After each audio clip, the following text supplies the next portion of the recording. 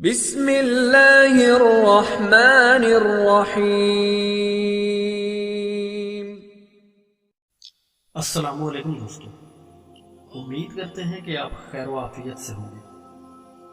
دوستو، آج ہم آپ کی خدمت میں رمضان کی پہلی شب یعنی جس رات چاند نظر آتا ہے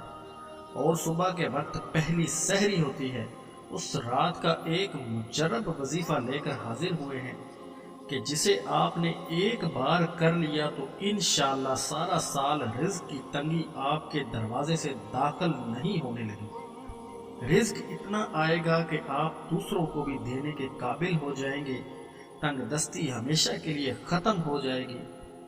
قرض غائب سے اترنے لگے گا اور خوشحالی زندگی میں دستک دے دے گی جو کہ کبھی پریشانی میں مبتلا نہیں ہوگی۔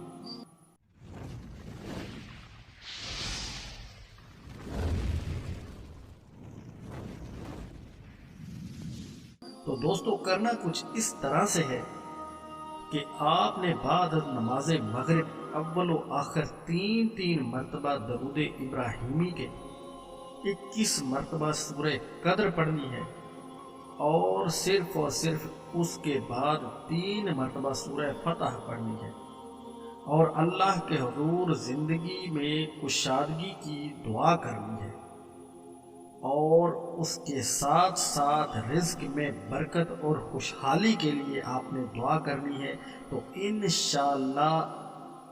زندگی میں کشادگی، رزق میں برکت اور خوشحالی ہمیشہ کے لیے آپ کے گھر میں